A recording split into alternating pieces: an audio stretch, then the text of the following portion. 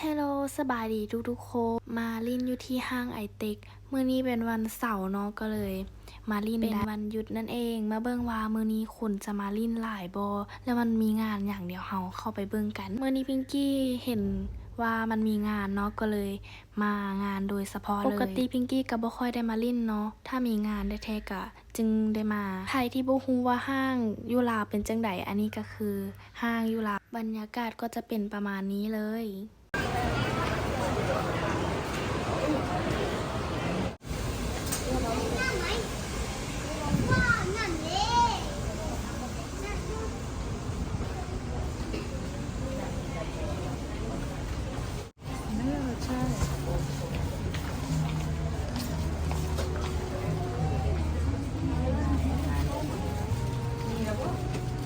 ตอนนี้เขาย่างมัวสะพานลอยทุกคน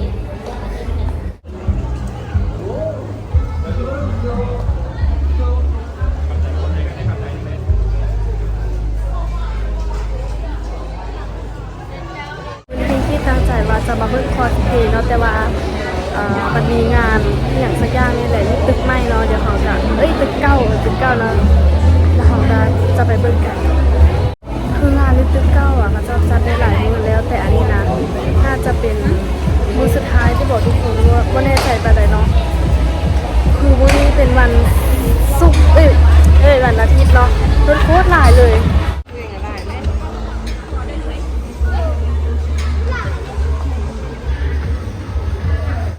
คืองานอันนี้มันจะพร้อมบุญท่าหลวงเลยทุกคนแบบพร้อมกันเลยแค่นั้นแต่ว่างานนี้มันจะโดนกว่าบุญท่าหลวงเนาะ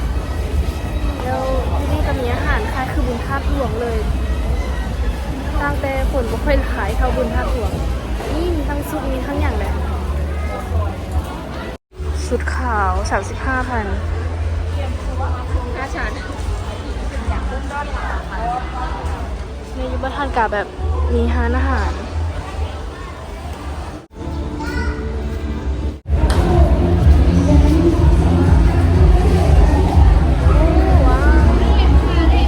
คนไทยนี่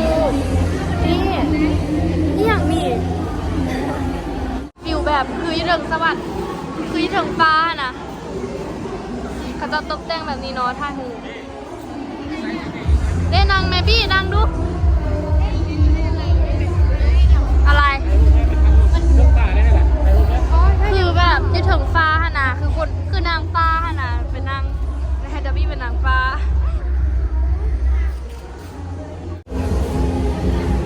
ก้อนเมฆที่เป็นแบบเป็นอย่างแอนนุ่มบอกนุ่มมากคือซัมลี่เนาะคือซัมลี่กับซัมลี่ลูกยี่ห้านเวทีเขาจะจัดเป็นก้อนเมฆหมดเลยทุกคนน่าจะคอสเพลย์อยู่นี่แหละซึ่งพิงกี้จะคอสเป็นนี่เดี๋ยวถ้าเบิ้งกันว่าแต่งตัวออกมาจะเป็นจังไหนเนาะตอนนี้กระทำออกจากเหงื่อนก่อนนี่ทุกคนก็จะเป็นคิวประมาณนี้เลยเนาะคนไทยคนลาวอย่างมาจัดบูธอาหารอยู่นี่คนก็มาโคตรหลายเลย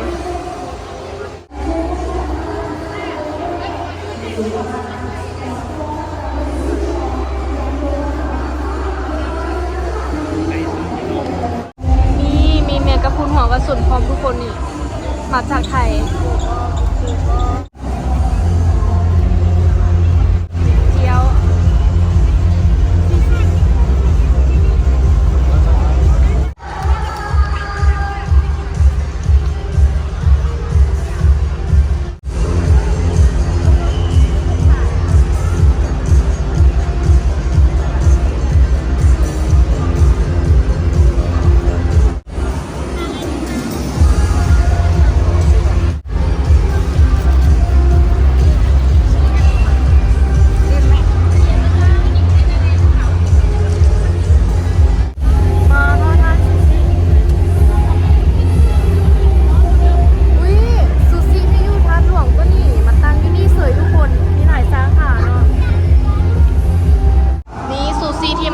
กับคิมซีดโมจิแต่ว่ามีแต่ซุยูไอติก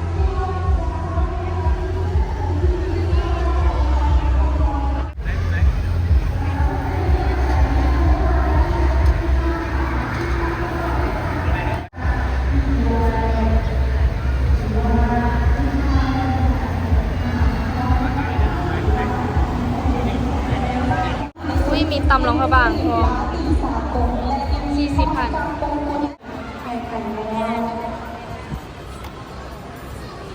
และข้างหลังนะคะสารนักแสดง4 ปีเขาสอนฟรีเรียนฟรีและส่งเสริมพรสวรรค์ของวัยรุ่นบุกจุดแล้ว นี่มีน้ำเลิฟโพสั้นของเซาการ์ดนำราคาอยู่ราวนี่ก็ยำจีนอุ้ยสก ก็ อ หลังของพวกเขาจะได้เปิดตัวว่าน้องที่มีความสามารถมีความ กินอันนี้อีกแล้ววะอาหารเกาหลีตอกกอกกี้50,000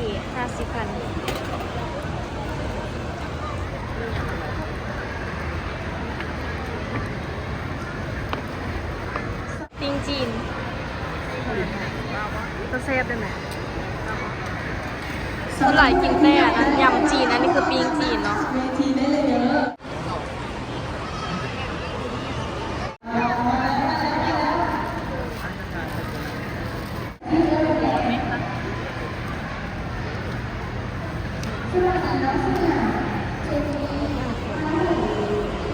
มันจะไหนโคตรแพงเลยซื้อแต่อันเดียวก่อนนะเพราะว่าจะกินหลายอันแซ่บบอกเต็ม10ให้เท่าไหร่เต็มคะแนนความแซ่บเป็นอย่างให้5จืดเอ้าจืดป่ะมันตึ้มน้ำที่บอกเมื่อกี้นี่นะอยู่สพเลยเนาะน่าขอซิมนะถ้าแบบว่ามันเข้มข้นกว่านี้นะแซ่บเลยเอ็นว่าจืดว่ะจะมีว่าจืดเอ็นว่าเอ็นบ่ได้นะแต่จะสิ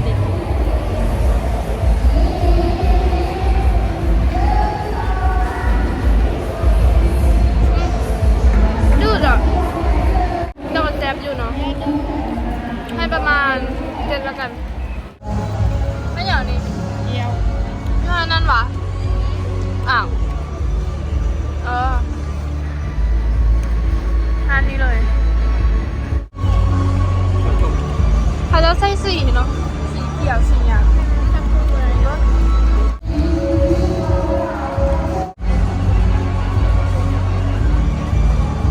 ไม่เงี้ยตัวนี้เลยยินดีดีนี่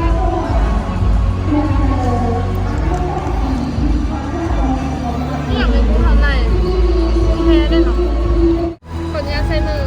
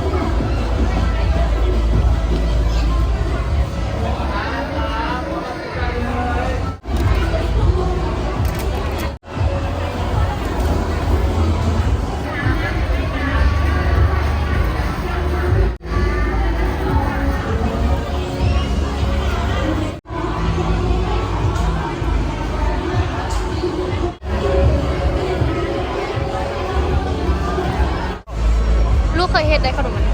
อยู่เฮียนลูกอีหยังสักอย่างนี่แหละ ขนมหวานแม่นขนมหวาน อันนี้กะอะไรกะละเมนี่ซอสญี่ปุ่น ไหนบอกด้วยแซ่บมาก แซ่บ แซ่บ มันหวานแบบมันแซ่บเลยทุกคน ให้สัมภาษณ์ได้ไหม ป้าสร้างอันนี้มา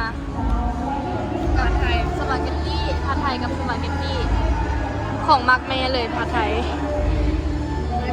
แซ่บบอกแม่ว่าฮานี่แซ่บบอกแซ่บเหมือนกันตอนนั้นเราเคยไปกินแถวงานแถวสีหอมเนาะแซ่บนี่ผัดไทยแบบนี้อันนี้มันอย่างมันเส้นแบบเส้นใหญ่เลย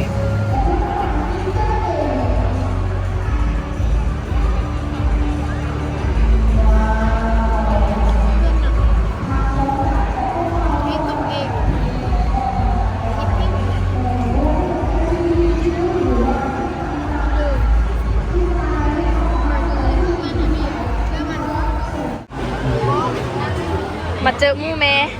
คนน้อยนี่ก็มาลิ้นนะคะเนาะแม่ว่าอยากกินอันนี้ ขายแนวได้อันนี้นะถุงหนึ่ง40อ่ะมันคือเบอร์4บ่คือกัน มันจะหลายรสชาติ อ๋อหลายรสชาติอันนี้เด่นรสชาติไง นี่บอกใครปรับรสชาติข้างในชิมได้ดิชิมได้ เอาซิมได้ซิม นี่จะเป็นสาลายโอ้ไม่ใครทำมาล่า แซ่บมันแบบครบๆเลย คืออะไรมันไม่ไหมอ่ะ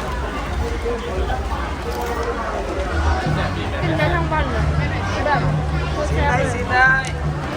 ซื้อมาเป็นยังรสชาติหอมมุมกรอบ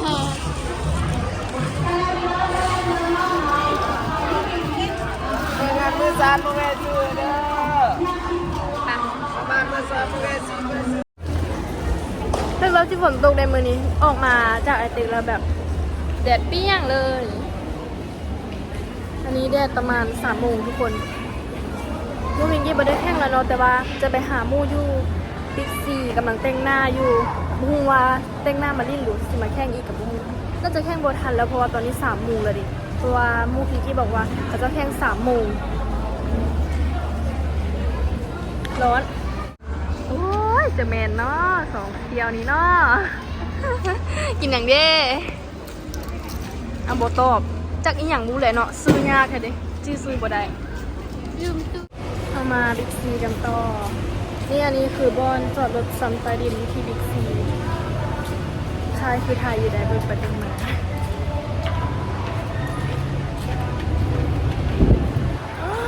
อันนี้คือห้างบิ๊กซีที่ใหญ่ที่สุดในเวียงจันทร์แล้วก็บ่มีแขกในพร้อมน่าจะใหญ่ที่สุดในประเทศเราแต่ว่าได้ไม่บ่มีประตูที่ท้ายหุบอยู่นี่นะชื่อใดเลย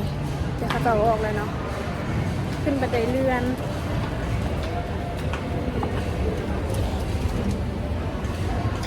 วันนี้ขอเป็นสาวแว่น1 วันแย่งมันนี่มาว้ายเกิดจังเลยเรียกทำไมใครเรียกทานหม่าล่าโคตรหอมเลยทุกคนอยู่นอนกันยังได้กินหอมป้านี่คือเมนูโคตรหลายทั้งซีนอย่างก็มีอุ้ยซีนเอียงอยู่ประเทศอย่างก็มีอินเดียก็ยังมีนะนี่มีซัน3ซันนั้นเป็นอันนั้นอุ้ยอันนี้ยังโบแมนเนาะคิดว่า ฮอตบนลุงอาหารแล้วสิดอกเทมันอยู่ซัน3ซัน3อันนี้ซัน4ทูมันจะใส่ทูคนไม่ค่อยหลายเลยจิ้มจะทันที่ก็ถามตัว3กับ3ทูกับ2ตอนนี้ยืดทันซึ่งไง3 กับ 2สิวะอุ้ย iPhone 17 and iPhone 17มิวบอกว่าอยู่หูอาหารเดี๋ยวไปเบิ้งว่าเขาจะขายเครื่องยี่ห้อเนาะอันนี้ก็คือบอนอาหารร้านอาหารหลายๆอยู่ไหนเนี่ยใส่วะนี่พาเด็กๆมาซื้อขนมซื้อหน่อยนึงเนาะเพราะว่าจะแม่ชิดาเลยไปจ่ายเงินซื้อยูบิ๊กซีอันนี้บุ๊กว่าเท่าไหร่อ่ะไปเบิ้งกันนี่บอกท่านี้เลย